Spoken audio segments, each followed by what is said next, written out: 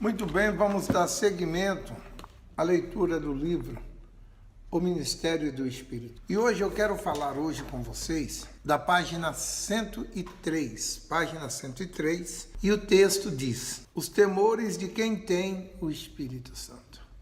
Uma pessoa que é batizada pelo Espírito Santo, ela detém temor? E quais os temores que a pessoa que tem o Espírito do Deus vivo tem dentro dela? É isso que nós vamos acompanhar hoje na leitura de hoje. Página 103. Mensagem de quem tem o Espírito Santo. Vamos fazer uma oração e em seguida estaremos entrando nesse assunto.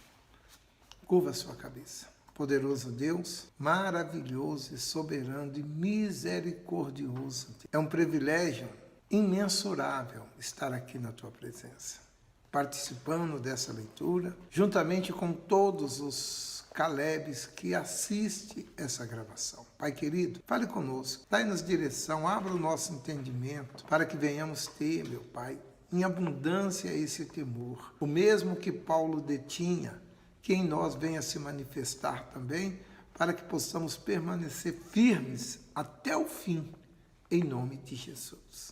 Amém. O Espírito Santo coloca temor no lugar certo, para que os salvos temam o que de fato deve ser temido. Veja que o Senhor Jesus diz: mas eu vos mostrarei a quem deveis temer. Temei aquele que, depois de matar o corpo, tem poder para lançar no inferno. Sim, vos digo, a esse temei. No livro de Lucas, no capítulo 12, no verso 5, você encontra esse versículo que acabei de ler. O que quer dizer temer? O que quer dizer? Quem teme a Deus não precisa temer ninguém e a nenhuma situação adversa. Ainda que perca tudo neste mundo, perca os filhos, o marido, a mulher, a saúde, emprego, não estará desamparado, pois o Senhor é fiel para sustentá-lo e confortá-lo. Essa convicção se dá porque a pessoa temente ao Senhor entende que nada no plano terreno é mais importante do que sua alma. Por isso, se submete àquele que tem autoridade sobre a vida eterna. Porque tudo nesse mundo, queridos, é passageiro, tudo vai passar. Lembra dos seus 15 anos?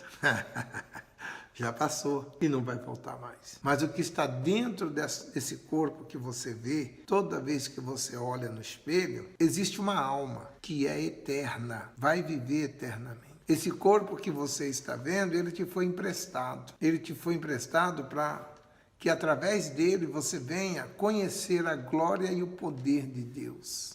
Através dele você venha servir a Deus.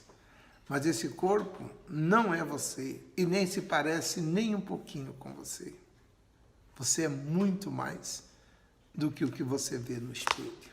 Por isso que existe uma guerra entre o diabo e Deus, por essa preciosidade que está dentro desse corpo, mas você não consegue ver, porque a tua alma, ela é eterna, ela não morre com o corpo. O corpo tem prazo de validade, mas a alma não. A alma é eterna. E a alma foi criada por Deus para servir. Ou você vai servir a Deus na eternidade, ou você vai servir o diabo. Um dos dois você tem que servir, porque você foi criado para isso, eternamente. Vamos continuar o nosso estudo. Quem tem o Espírito Santo também teme ficar estagnado na fé, ou seja, sem desenvolver a sua vida espiritual.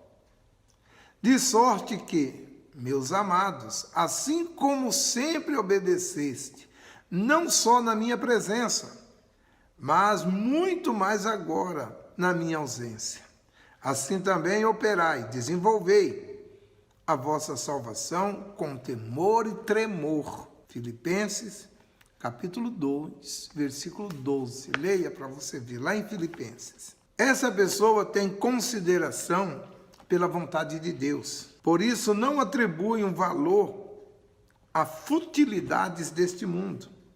O seu compromisso em obedecer ao que a Escritura Sagrada ordena não precisa ser monitorado por ninguém. Ninguém precisa estar fiscalizando. Isto é, não é preciso que ninguém policie se você está lendo a Bíblia, se você está servindo a obra de Deus, não é preciso que alguém te policie para ler a Bíblia, para servir a obra de Deus ou para orar. Quem é batizado com o Espírito Santo ganha autonomia para caminhar, como uma criança que aprende a dar os seus primeiros passos e andar.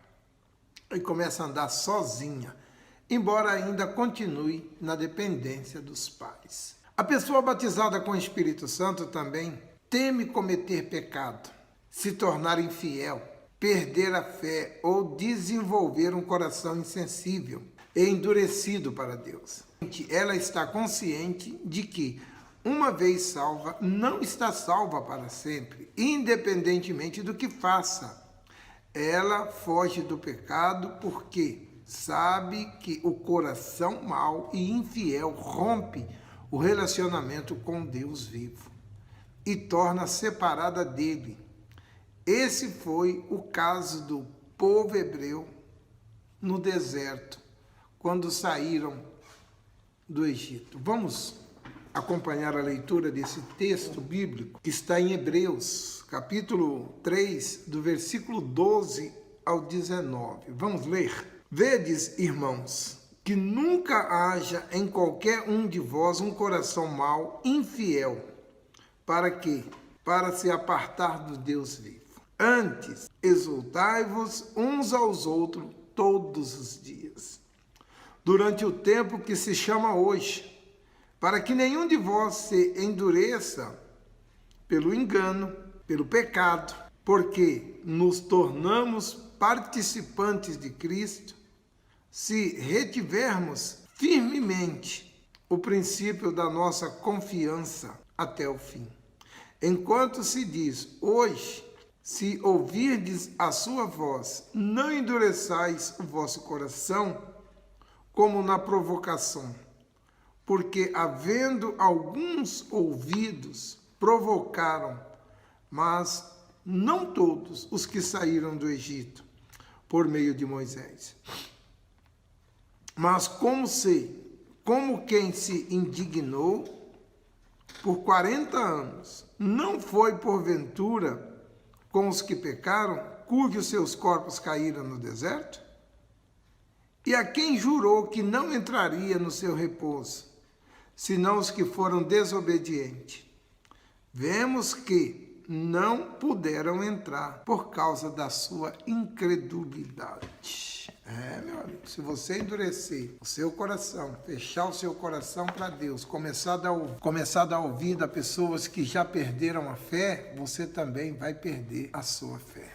Vamos continuar a nossa leitura. Então, o batizado com o Espírito Santo passa por uma troca de temor. Antes, na sua ignorância espiritual, fazia míope para isso. E ele temia as coisas tão insignificantes. Agora, salvo, ele teme a sua alma. Por isso, recebe a exortação divina, como relevância de devoção. Ele não quer fracassar no seu compromisso de fidelidade. Não quer esmorecer, antes quer se manter no caminho até o fim, porque esse foi o propósito de que nós fomos chamados, nos manter até o fim, firme, pois ele disse, aquele que permanecer até o fim, esse será salvo. Finalizo mostrando como esse tipo de temor envolvia o apóstolo Paulo, que não temia a escassez, o abandono, a solidão, a incompreensão, os perigos da viagem insegura, a perseguição dos judeus, do gentio, ou mesmo o Império Romano. Ele não temia nada disso, e sim de deixar de fazer a vontade de Deus. Maravilhoso, né? Vamos ler também no livro de Atos, capítulo 20, 22 e 24 de Atos. Agora, eis que ligado estou pelo Espírito. Vou para Jerusalém, não sabendo o que lá vai me acontecer, senão o que o Espírito Santo de cidade em cidade me revela, dizendo que me espera prisões, tribulações, mas nada disso faço questão, nem tenho a minha vida por preciosa, contanto que se cumpra com alegria a minha carreira, o meu ministério que recebi do Senhor Jesus, para dar testemunho do Evangelho da graça de Deus. Que maravilha, né? Nesse relato, Paulo mostrou que tinha dentro de si um temor que era a fonte de sua vida. E era isso que inspirava sua coragem e obediência ao Senhor Jesus, ao ponto de não considerar nem mesmo a sua vida nesse mundo como preciosa. O apóstolo Paulo não queria desagradar a Deus por nada, mesmo que a sua própria vontade fosse contrariada. Ele temia produzir obras inúteis, pois tinha certeza de que tudo o que fizesse seria aprovado pelo fogo, antes de Deus compensá-lo. Além disso, o apóstolo temia se tornar impuro, por isso exortava a santificação com o temor e tremor. Ele também temia que os membros da igreja primitiva deixassem a simplicidade do evangelho, temia que as primeiras doutrinas do rudimento da fé pregado pela nova geração de pastores deixasse de ser fiel ao fundamento posto pelo Senhor Jesus Cristo. Temia que os falsos pregadores fossem recebidos e obedecidos pelo povo incauto, e que os falsos evangelhos fossem abraçados. Temia ainda que a unidade da igreja dos irmãos fosse rompida. Todos os temores de Paulo eram concernentes ao que é eterno. E no temor, portanto, produzido pelo Espírito Santo em nós, que a vida espiritual começa e termina. Se você é cristão, mas ainda vive atormentado pelos medos comuns que se aprisiona os incrédulos, certamente você ainda não nasceu de Deus.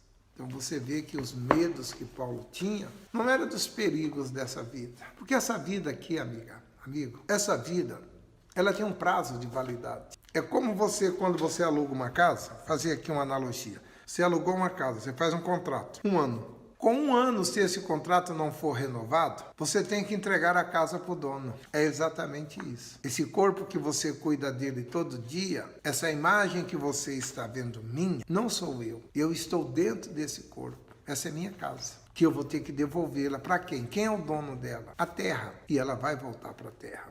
Mas o que está dentro dela, não. É eterno. Esse é desse e esse que eu estou falando com vocês. Eu não temo quem pode matar o meu corpo. O meu temor é quem pode matar a minha alma. Matar o meu corpo é ainda lançar minha alma no inferno. Então pense nisso. As coisas dessa vida, tudo dessa vida vai passar. Tudo vai passar. Mais dia, menos dia, você vai ser chamado. E você está pronto? Você está na igreja há quanto tempo? Você tem o Espírito Santo? Você já se dedicou a buscar o Espírito Santo? Ele quer mais batizar você, está em você, do que você quer ele na sua vida. Pense nisso. Caleb, pense nisso. Nós já vivemos muito nessa vida. Está quase na hora da gente partir. Não jogue tudo fora, não. Dentro desse corpo envelhecido pelo tempo, dolorido pelos esforços feitos nessa vida, existe uma alma novinha em folha que não vai envelhecer. Pense nisso e se dedique mais às coisas de Deus. Nós voltaremos numa próxima oportunidade. Fiquem todos com Deus e um excelente dia a todos.